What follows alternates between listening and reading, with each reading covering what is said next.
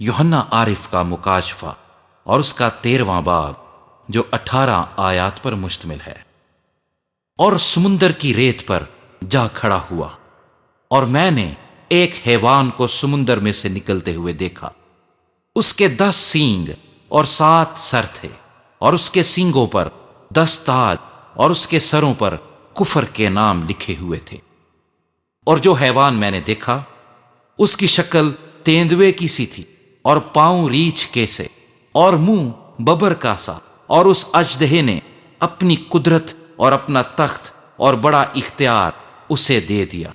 اور میں نے اس کے سروں میں سے ایک پر گویا زخم کاری لگا ہوا دیکھا، مگر اس کا زخم کاری اچھا ہو گیا، اور ساری دنیا تعجب کرتی ہوئی اس حیوان کے پیچھے پیچھے ہو لی۔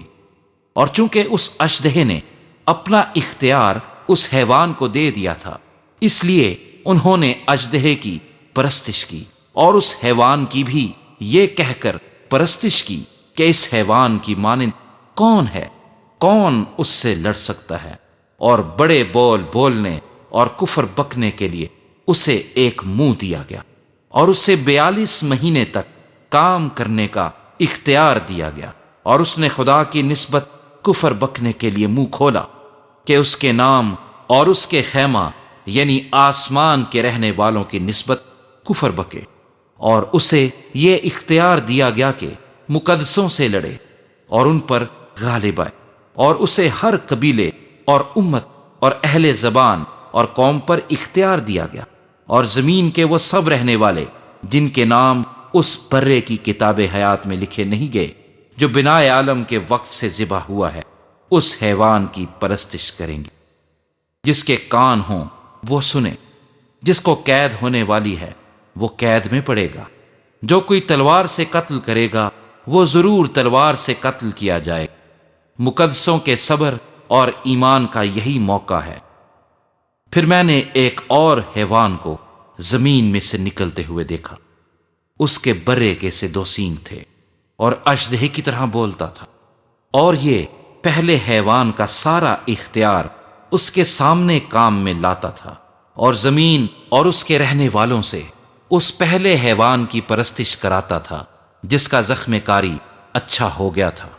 اور وہ بڑے بڑے نشان دکھاتا تھا،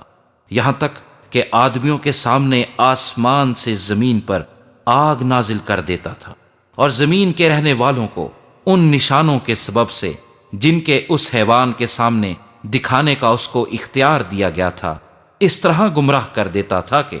زمین کے رہنے والوں سے کہتا تھا کہ جس حیوان کے تلوار لگی تھی اور وہ زندہ ہو گیا، اس کا بت بناؤ، اور اسے اس حیوان کے بت میں روح پھونکنے کا اختیار دیا گیا تاکہ وہ حیوان کا بت بولے بھی، اور جتنے لوگ اس حیوان کے بت کی پرستش نہ کریں ان کو قتل بھی کرائے۔ اور اس نے سب چھوٹے بڑوں،